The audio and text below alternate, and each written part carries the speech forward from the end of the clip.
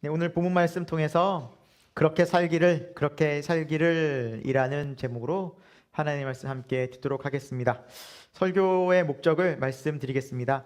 오늘 예수님의 모습을 보면서 나도 예수님처럼 살기를 원한다, 소망한다 라는 마음이 들게 하는 설교 목적이 있습니다. 예수님께서는 오늘 말씀을 쭉 보면 자기 영광이 아닌 하나님의 영광을 위해 사셨습니다. 자기를 드러내는 삶이 아니라 하나님을 드러내셨죠. 그렇기 때문에 예수님의 삶 속에는 불의가 없었습니다. 공의로웠죠. 왜? 하나님의 완전하신 뜻이 그분을 통해서 나타났으니까. 왜 우리가 이 세상 살면서 이렇게 때로는 불의하고 문제가 많고 이렇게 뭔가 부딪힘이 많을까요? 자기의, 자기 생각, 내 어떤 판단들이 많이 들어갈 때는 이 세상에서 그런 문제들이 생기는 것이죠. 그런 부분들을 우리가 좀 짚어보겠고요. 그리고 예수님은 항상 판단하실 때 하나님의 뜻 가운데서 모든 것들을 판단하시게 됩니다. 기준이 하나님의 말씀이었죠. 하지만 우리들은 때로는 우리 생각대로 판단하고 정죄할 때가 많은 거죠. 이런 부분도 우리가 참 고쳐야겠구나. 예수님처럼 살려면 참 우리가 다시 한번 우리 마음의 상태를 참 늘 점검하고 분별해야만 하겠구나. 그렇지 않고는 우리가 생각하고 말하는 것들이 어느 순간 마치 이것이 되게 사실이고 명확한 진실인 것처럼 얘기하지만 돌이켜보면 후회하고 아차, 이것도 내 생각이었구나. 아차, 또 내 판단이었구나. 아차, 또 내가 또 내 뜻대로 함부로 사람을 정죄했었구나라는 오류를 범할 때, 참 잘못을 범할 때가 많은 거죠. 그런 지점들을 좀 돌이켜 보겠고요. 끝으로 예수님은 항상 하나님 사랑을 마음에 품고 모든 일도 행하셨습니다. 하지만 우리는 하나님께서 주신 말씀, 율법을 지킬 때에도 하나님의 사랑이 중심되지 않고 그 율법 자체를 지키는 데 목적이 있을 때가 참 많은 거죠.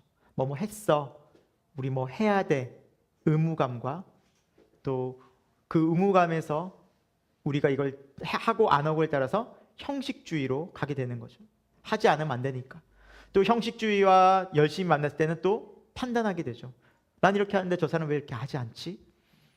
이만큼 해야 되는 거 아닌가? 라고 우리는 때로는 우리가 지키는 것을, 율법을 가지고 정죄할 때도 있다는 것이죠. 하지만 오늘 말씀을 통해서 보면 하나님께서는 분명히 모든 율법의 중심에는 하나님 사랑이 있어야 한다. 모든 율법의 중심에는 이웃을 향한 사랑이 있어야 한다. 사랑이 없으면 아무것도 아니란다라는 것을 우리 함께 생각해 보면서, 그래, 우리가 이렇게 살아야 하는데, 예수님처럼 살아야 하는데, 다시 한번 우리 마음속에 그렇게 예수님처럼 살기를 기도하고 다시 한번 다짐하고 또 소망하는 그런 귀하고 복된 시간 되기를 간절히 축원합니다. 오늘 15, 16절 같이 한번 읽어볼까요? 읽겠습니다. 시작. 유대인들이 놀랍게 여겨 이르되 이 사람은 배우지 아니하였거늘 어떻게 그를 아느냐 하니, 예수께서 대답하여 이르시되 내 교훈은 내 것이 아니요 나를 보내신 이의 것이니라 라고 말씀하고 있죠. 예수님께서 이제 우리 7장부터 쭉 보시면 이제 초막절 명절을 이제 보내실 예루살렘에 가시죠. 그리고 예수님께서 그곳에서 말씀을 가르치십니다. 그런데 사람들이, 특별히 이 유대인들이 참 놀라워해요. 무엇을 놀라냐면 예수님의 가르침에 대해서, 내용에 대해서 놀란 것이 아니었습니다. 오늘 말씀에 보니까 15절에 보니까 이 사람이 학식이 없고 시골 출신이고 목수 출신인 것을 알고 있는데 어떻게 글을 읽지라는 거였어요. 예수님의 가르침에 놀란 것이 아니라 예수님이 못 배우고 시골 출신이고 무식한 사람인 줄 알았는데 어떻게 가르쳐라고 외형적인 모습을 보고 놀란 거예요. 여러분, 참 벌써부터 관점이 다르죠. 말씀을 듣는 것이 아니라, 내용을 듣는 것이 아니라 그 사람을 보고 판단하기 시작했다는 것이죠. 사람들의 가치 판단은 때로는 외형적인 것, 외모를 보고 판단할 때가 참 많이 있습니다. 이 유대인들도 별반 다른 바가 없었던 것이죠. 예수님이 그렇게 복음을 전하고 천국에 대해서 이야기하고 율법에 대해서 얘기하면 저 말이 하나님의 뜻이라면, 저 말이 하나님의 진리라면 참 내가 어떻게 살고 있는가 돌이켜봐야 되는데, 그런 형식적인, 외형적인 기준을 가지고 예수님을 판단하자 그런 것들이 전혀 들리지 않았던 것이죠. 세상 이 유대인들의 가치는 다분히 세상적인 가치였습니다. 세상적인 가치는 어떻습니까? 어디 출신이야? 얼마나 배웠어? 무슨 일해? 그러면서 이 사람들을 평가하고 그렇게 생각하고, 또 나름 그런 자격이 주어졌을 때는 사람들이 이렇게 프라이드를 가지지 않습니까? 나 이런 사람이야? 나 이만큼 배운 사람이야? 나 어디 대학 나온 사람이야? 하면서 프라이드를 갖게 되는 거죠. 성일 목사님이랑 저번에 한번 얘기하다가 요즘은 서울대를 입학하게 되면, 옛날에는 서울 유니버시티 해가지고 이렇게 딱 로고를 박았는데 이제는 고등학교까지 로고를 박는다고 하죠. 그렇죠? 네. 서울대인데 무슨 고등학교 출신이라는 것까지 박는 거예요. 더 자랑하고 싶은 거예요. 같은 서울대가 아니야. 나 어디 고 출신이야 이제. 자, 그렇게 자랑하고 싶은 세상인 것 같아요. 뭐 별말 다른 거 없을 것 같아요. 우리도 뭐 하나 딱 뭐 잘 되거나 어떤 일이 있거나 우리가 자랑할 거리가 있으면 우리도 입이 근질근질할 때가 많지 않습니까? 그렇죠. 예. 그냥 그래요. 사람이 그냥 그런 것 같아요. 예. 저희가 아마 그런 일이 없어서 그렇지, 저희들도 뭐 작년에 비해서 올해 한 100명 늘었어요. 그러면 뭐 부끄럽지만 한 100명 늘었습니다 이러면서 종스님 모임에서 얘기할 수도 있어요. 묻지도 않았는데 우리는 뭐 하나님의 은혜라고 얘기하지만 아는 내심 막 이렇게 자랑하고 싶은 게 있지 않겠어요? 그렇죠? 있을 겁니다. 우리 다 그런 모든 것들이 참 세상적인 가치관이라는 거예요. 그런데 예수님은 그런 가치로 살지 않았어요. 예수님은 하늘의 가치를 살았어요. 하늘의 가치를 중심으로 살았던 거예요. 그래서 16절에 이렇게 말씀하시죠. 내 교훈은 내 것이 아니다. 내가 말하는 것이 아니다. 나를 보내신 이의 것이다. 하늘 아버지의 뜻이다라는 거예요. 예수님은 철저히 하나님 나라의 영원한 진리를 말씀하시고, 하나님의 뜻이 아니면 말씀하지 않으시고 가지 않으셨다는 거예요. 철저히. 예수님이 그렇게 사셨다면 우리도 어떻게 살아야 할까요? 물론 완벽하진 않지만 우리도 그것을 추구하고 기도해야 될 줄로 믿습니다. 저와 여러분이 그런 소망의 기도를 드렸으면 좋겠습니다. 여러분, 얼마나 우리 인간이 편협하고 또 단순하고 죄악됩니까? 여러분, 오염수는요, 아무리 얕은 물이든 아무리 깊은 물이든 다 오염된 물입니다. 인간의 죄성에서 나오는 그 모든 학문과 경험과 역사들이 아무리 좋다고 한들 죄인의 역사에서 나오기 때문에 그것은 다 부패한 것 뿐입니다. 그렇기 때문에 우리 인간은 다 어떤 모습이든지 다 죄의 모습으로 이런 모양 저런 모양의 죄의 모습일 뿐이지 죄인된 모습을 가질 수밖에 없다는 것이죠. 그러나 그것이 아닌 유일하게 죄가 없으신 분은 예수 그리스도 뿐이었으며, 예수 그리스도만이 하늘의 영원한 진리, 하나님의 뜻을 가르쳐주러 오신 빛 되신 분인 줄로 믿습니다. 어둠 속에 빛이 비쳤어요. 우리의 모든 어둠 가운데, 세상의 어둠 가운데 진리의 빛 예수님이 오셨다는 사실이죠. 그 영광의 빛이 저와 여러분의 삶 속에도 더 깊이 비춰질 때 우리가 그 빛 가운데 반응했으면 좋겠어요. 그런데 반응하지 못하는 경우가 있다는 거예요. 왜 이런 반응을 못할까라는 거예요. 우리 17절 말씀, 18절 말씀 같이 한번 볼까요? 시작. 사람이 하나님의 뜻을 행하려 하면 이 교훈이 하나님부터 왔는지 하는 자는 자기 영광만 구하되 보내신 이의 영광을 구하는 자는 참되니 그 속에 불의가 없느니라. 아멘. 왜 유대인들이 예수 그리스도의 참된 진리의 빛을 보지 못했고 발견하지 못했을까요? 17절에 보니까 사람이 하나님의 뜻을 행하려 한다면, 즉 동기가 뭐냐는 거예요. 동기가 하나님의 뜻을 행하고 싶어하는 동기가 있을 때 하나님의 말씀과 뜻을 하나님께서 알려주신다는 거예요. 그런데 하나님의 뜻을 행하려는 동기가 없이 내가 드러나고 싶고 이 율법을 지켜서 내가 뭔가를 나타내고 싶고 내 자랑을 하고 싶고 나의 유익을 구하고 싶을 때에는 이런 모든 잘못된 동기 속에서 하나님의 뜻과 하나님의 영광과 하나님의 거룩한 빛이 비치지 않는다는 거예요. 그래서 우리 마음 가운데 먼저는 내가 하나님의 뜻을 원하는가라는 거예요. 여러분, 하나님의 뜻은 내 뜻과 어떻게 될까요? 다 부딪혀요. 왜냐하면 우리는 이 세상의 가치관을 가지고 다 살아가고 있어요. 지금도 마찬가지. 예수님을 믿으면서 하나님의 이 믿음 생활, 주신 믿음을 가지고 십자가의 길을 간다고 하면서도 우리는 매일매일 이 싸움을 하고 있는 거죠. 내 의, 내 생각, 내 판단, 하나님 뜻과 계속 부딪히는 거예요. 근데 중요한 것은 그 속에서 우리가 그럼에도 불구하고 하나님, 제가 주님 뜻 가기 원해요. 이 기도를 드리는 자들에게 예수 그리스도를 통해서 하나님께서 우리에게 진리의 빛을 비춰주신다는 거예요. 근데 유대인들은 이런 원함이 없었다는 거예요.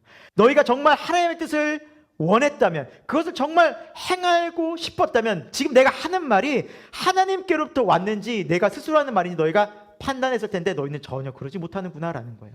왜 판단이 안 섰냐면 하나님을 원하지 않았기 때문에. 우리 마음 가운데 정말 하나님의 원함이 있는가라는 거예요. 정말 예배 시간에, 기도 시간에, 말씀 시간에 여러분이 정말 하나님 자체를 원하는 건지, 아니면 내가 하나님을 통해서 뭔가 다른 것을 원하고 싶은 건지, 우리 마음 가운데 정말 늘 점검할 수 있는 은혜가 있기를 축원드립니다. 왜냐하면 우리 인간은 본성, 이 죄성 자체가 기본적으로 내가 인정받고 싶고 하고 나를 자랑하고 싶어하는 욕구들이 있어요. 내 뜻대로 하려는 죄악들. 이게 하나님을 떠난 죄악된 본성이잖아요. 그러니까 내가 하나님을 내 안에 채우지 않고 나를 자꾸 주인 삼으려는 거 있어요. 선악과 왜 따먹었어요? 사탄이 이 말 딱 한 거예요. 너가 이것을 먹는 날에는 하나님처럼 될 것이다. 이 말이 딱 들어온 거예요. 하나님처럼 돼? 내가 하나님처럼? 오, 굉장히 매력적인데? 내가 스스로 결단하고 내가 스스로 결정하고 내가 선악을 다 판단한다면, 내가 하나님처럼 될 수 있다면 얼마나 좋겠어? 그러고 먹은 거예요. 여러분, 이것은 오늘날 우리의 삶 속에서 별반 다르지 않습니다. 매사에 내가 주인으로 타는 거예요. 모든 일에, 때로는 하나님을 믿는다 하면서도 내가 묻지 않고 내가 결정하는 모든 일들 속에서 그것은 나를 드러내고 결국 그 일을 통해서 나를 자랑하게 될 테고, 그리고 이것의 결정적인, 내가 지금 하나님 뜻대로 살지 않는구나라는 결정적인 태도가 뭐냐면, 내 뜻대로 되지 않을 때 화를 내요. 그걸 보시면 돼요.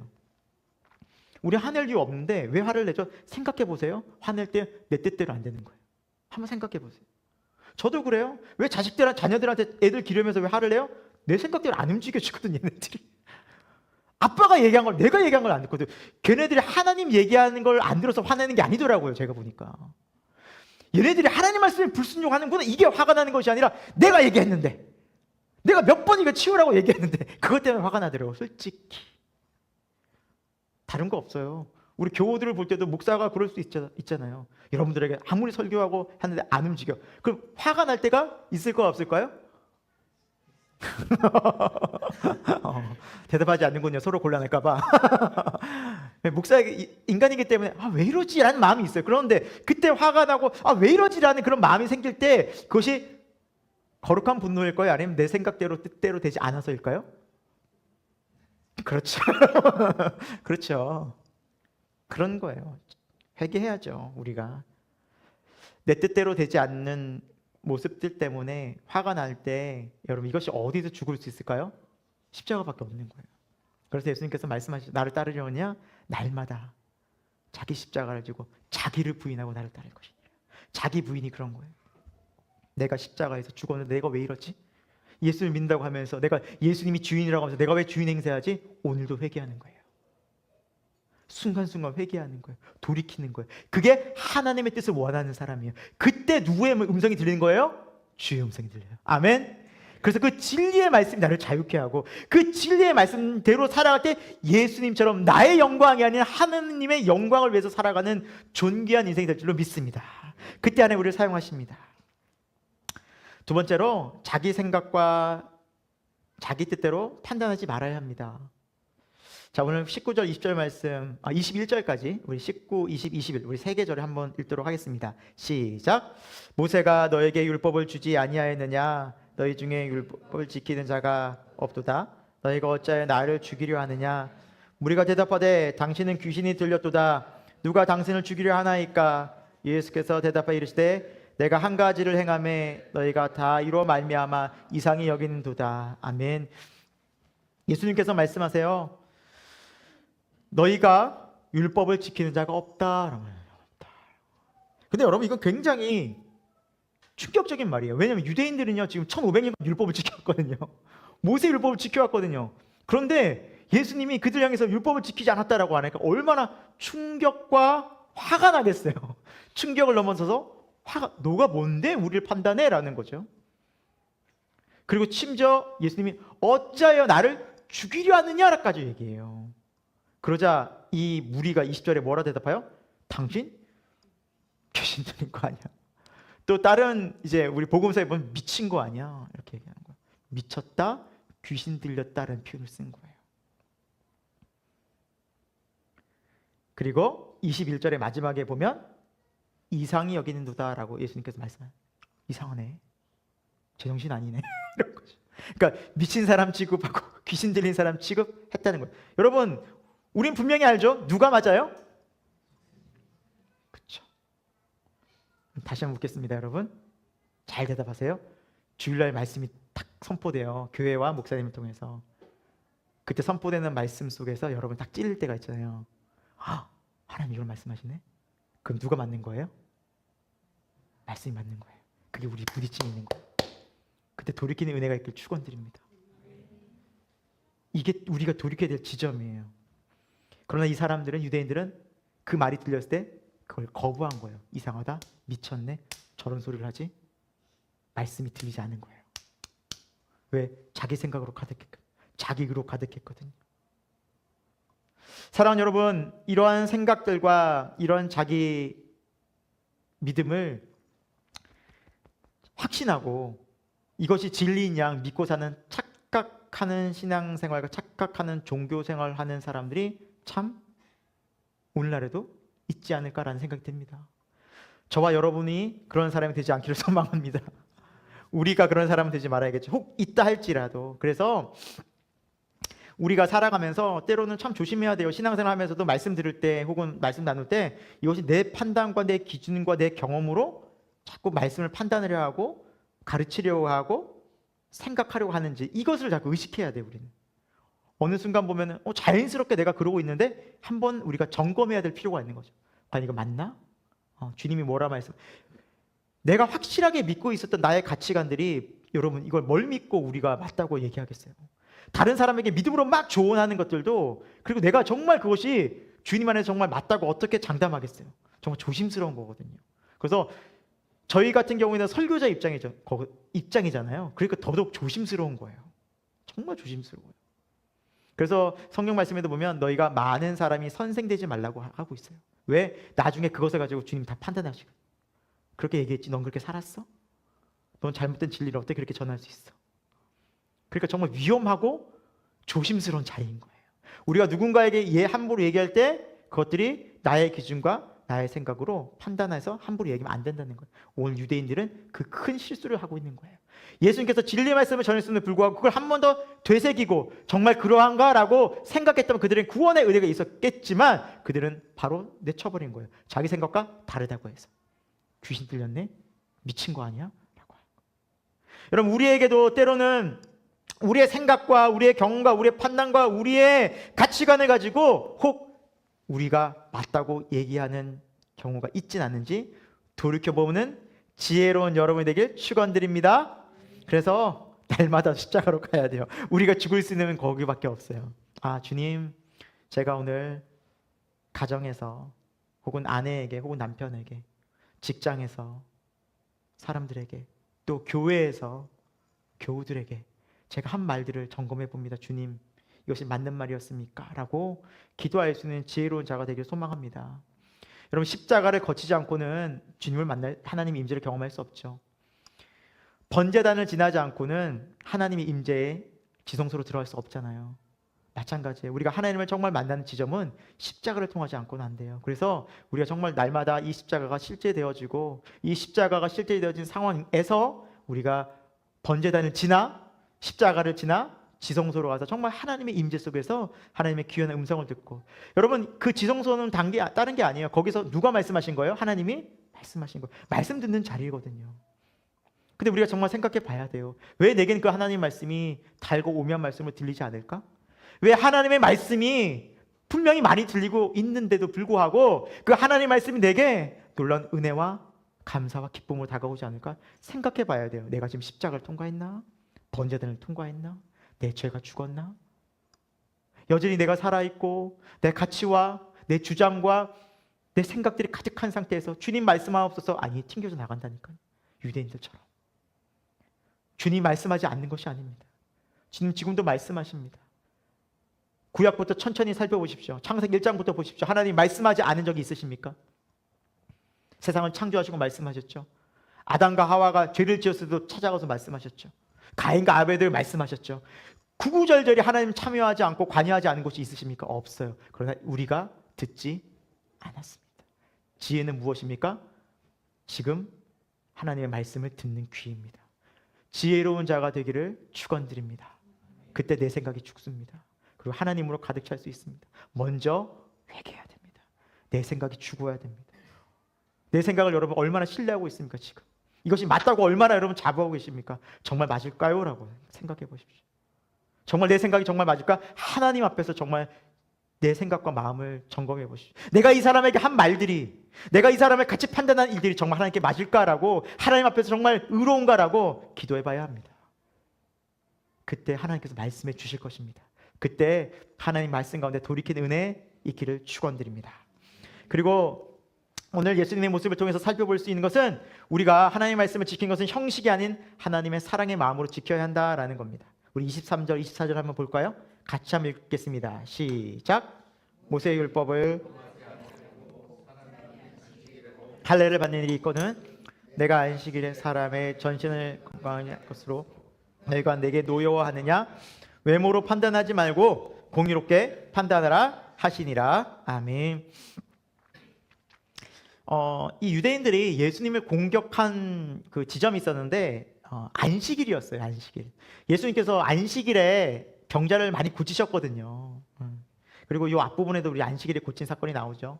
그러니까 항상 예수님은 안식일에도 사람을 고치니까 이 유대인들이 이런 거예요. 안식일에 일하지 말라고 했는데, 그러면서 공격한 거예요. 정말 이 사람이 하나님의 선지자라면, 메시아라면, 구원자라면 율법을 폐하겠느냐? 안식일에 일하면서 어떻게 하나님의 선지자라고 말할 수 있겠는가? 안식을 지키지 않으면서 하면서 엄청나게 공격을 쏟아 부었다는 사실입니다. 그때 예수님께서 뭐라 말씀하셨어요? 23절에 보면 너희가 모세 율법을 범하지 아니하려고 안식일에도 할례를 받는 일이 있거든.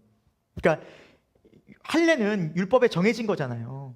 난지 8일 만에 할례를 받아야 되는데, 근데 그게 안식일이라도 지켰단 말이죠. 안식일이라도 모세 율법을 지키려고 할례를 행했어요. 할례하려면 준비해야죠. 도구 준비해야죠. 사람 와야죠. 모여야죠. 그러니까 뭐 계속 이게 가만히 있지는 않을 거 아닙니까? 그러니까 일이 되는 거예요.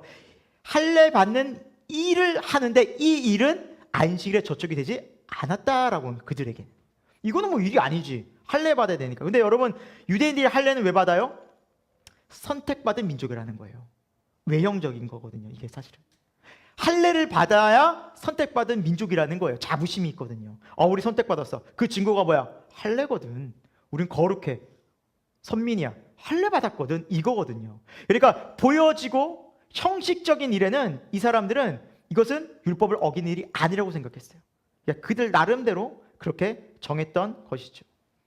하지만 사람을 고치는 일은 사실은 그들에게 그다지 중요하지 않았어요.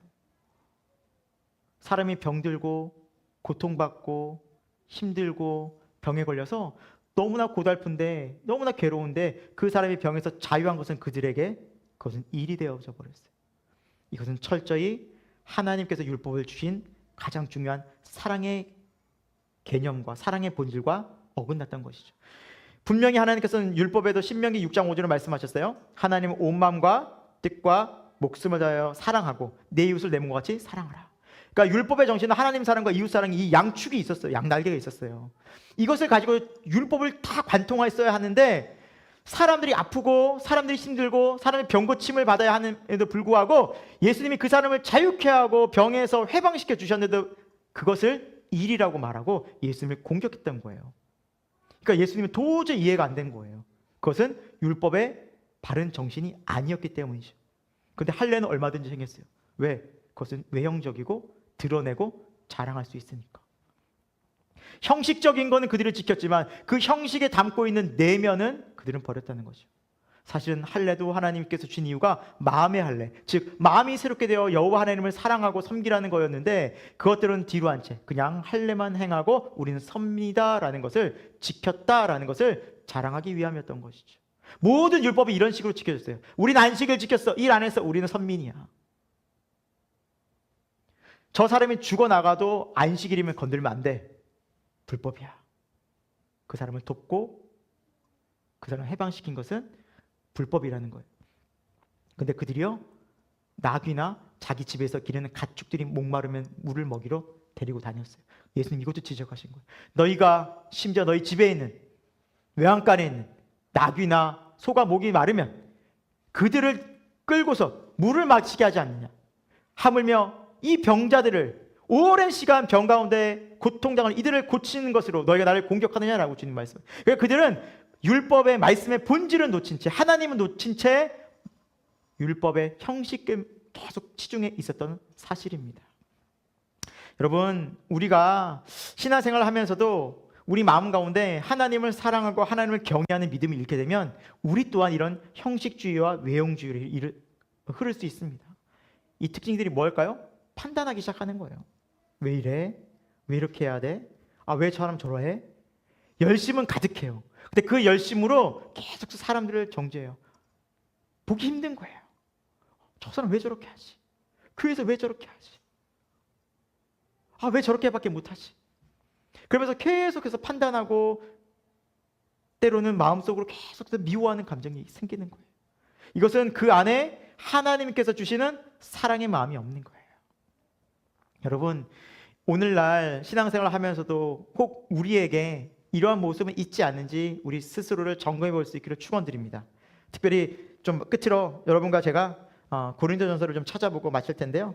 사랑에 대한 말씀을 좀 찾아볼게요. 고린도전서 13장입니다. 고린도전서 13장 찾아볼까요?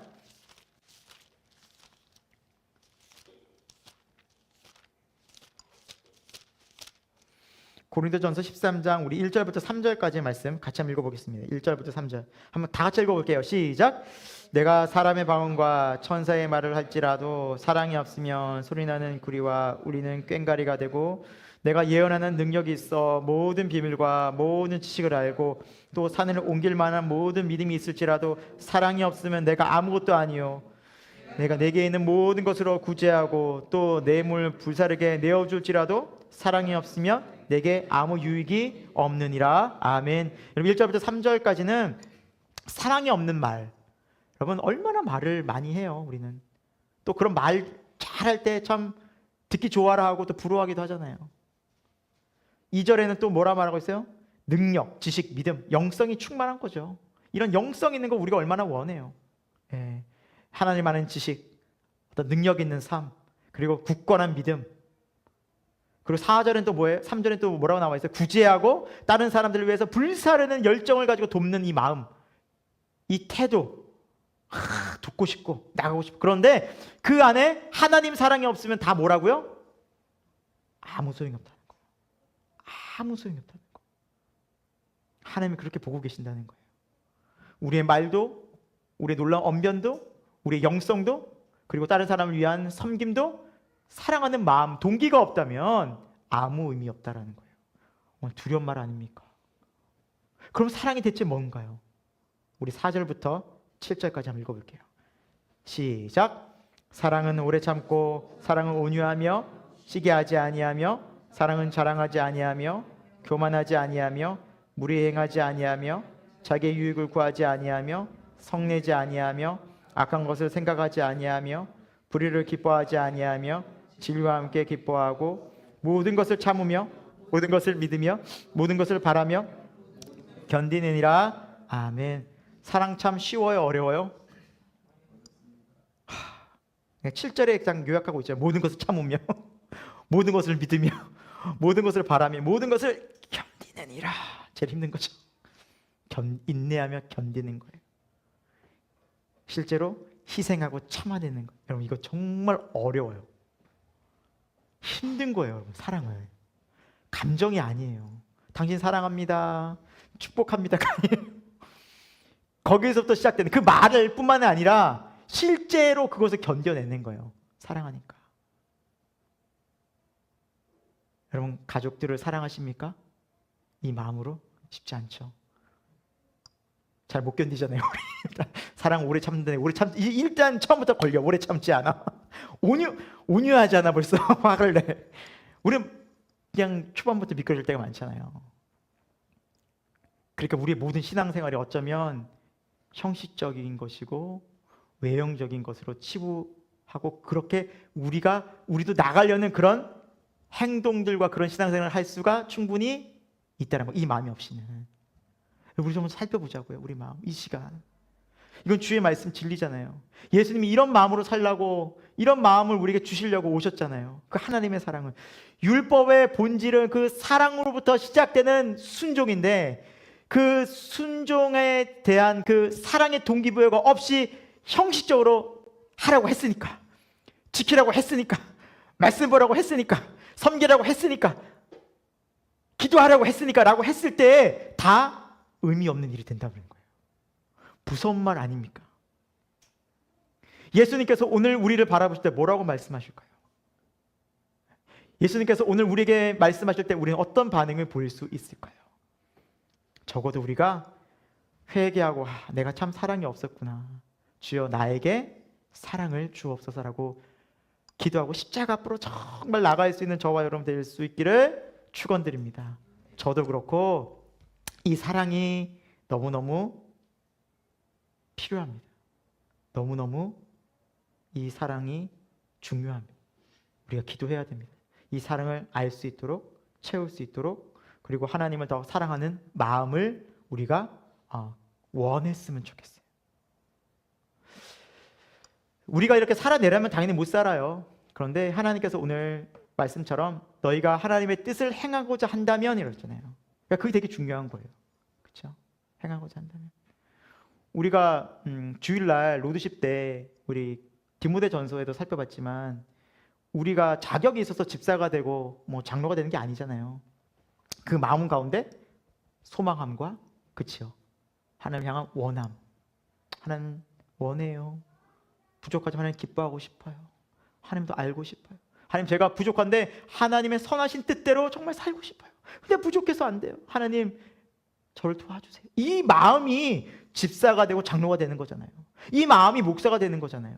우리가 완벽해서가 아니라, 오늘 이 저녁 예배 시간에 다시 한번 우리 마음 가운데 그러한 하나님의 사랑에 대한 원함이 있어서, 그 사랑으로, 하나님의 사랑으로, 충만한 사랑으로 우리 가족들을 볼 수 있는 눈이 열려지기를 소망합니다. 네, 그리고 그 사랑으로 우리 교우들을 바라볼 수 있기를 소망합니다. 한번 좀 바라볼까요, 여러분? 사랑합니다. 한번 바라볼까요? 사랑합니다. 다시 한번 하겠습니다. 사랑하겠습니다. 이게 맞겠네요. 사랑하겠습니다. 이게 우리한테 맞네. 사랑합니다는 참 부끄러워. 그렇죠? 우리는 아직 사랑이 없어요. 사랑하겠습니다.